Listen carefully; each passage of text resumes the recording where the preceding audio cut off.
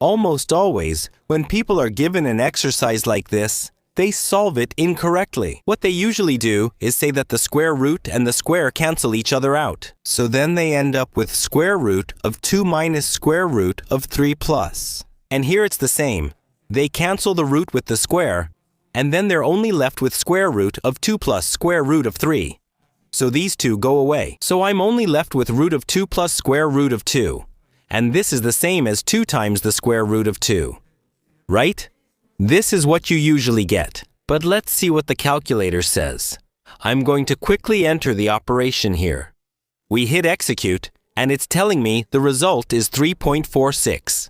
But look, I had 2 times the square root of 2. And if we enter 2 times the square root of 2 into the calculator, let's convert it to decimal. It's telling me it's 2.82. And see that the result was 3.82. So what we did was incorrect. The problem was that when we had an operation like this, we said this is equal to a.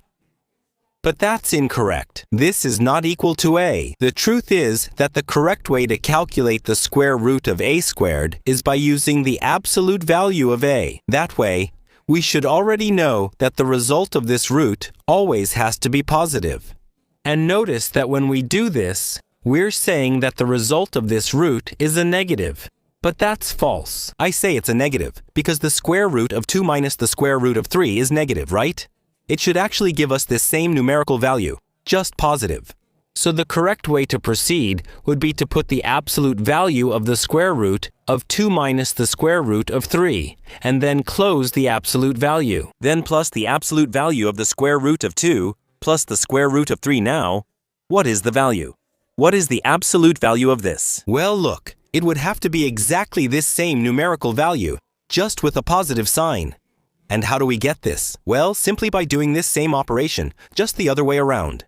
In other words, instead of having the square root of 2 minus the square root of 3, I should have the square root of 3 minus the square root of 2. This result is now the absolute value of this result we have over here. And so, we continue here. I'm going to copy it here just as it is, since this sum is indeed positive, right? Right? We cancel this one with this one. And now I'm left with square root of 3 plus square root of 3, which equals 2 times the square root of 3. This here is correct, and this was wrong. So I write 2 times the square root of 3. We hit execute, and we're going to convert it to decimal. It's telling me it's 3.46, and I want you to see that the result of that operation was exactly the same. Let me know in the comments how you do it. I'll read your replies.